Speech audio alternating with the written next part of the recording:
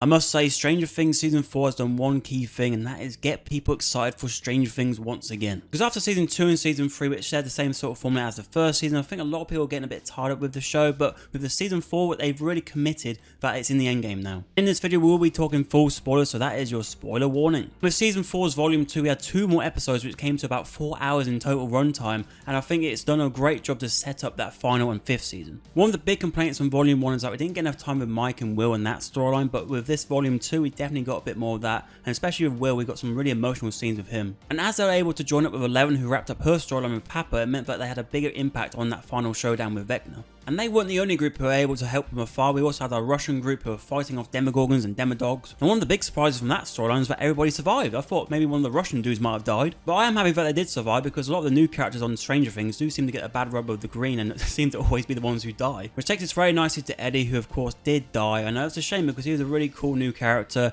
But when he said that he's not a hero, I thought, oh, here we go then. He's definitely a goner. Jason was another fatality who got ripped apart. But I was quite happy that he did come into the story at the end there to have a fight with Lucas, because it gave Lucas something to do and really show that he has that love for Max. And especially when Max did die, I think Lucas really showed his passion there for his girlfriend. Of course, the Kate Bush episode sticks out, but I think throughout the whole season she's really developed well as a character and even into a fan favourite now. I think she will come back eventually, but not until right at the end of the show when they defeat Vecna for good. And talking about Vecna, I think he was a big positive this season. After having monsters in the previous seasons with no personality, to actually have a villain here with a personality and a backstory, I think had a massive difference on actually the scale of the show, because we now have some history between him and Eleven as well. And with this season, you can tell they put a lot of money and a lot of hard work in, because it looks amazing. I think they've really wrapped up the story quite nicely now for the final season. I thought the end scene with the flowers going grey, you can really sort of see the dread which is approaching them now. And I just thought it was a great time. This show is just so enjoyable to watch, such an enjoyable binge. I think they did it well as well, having the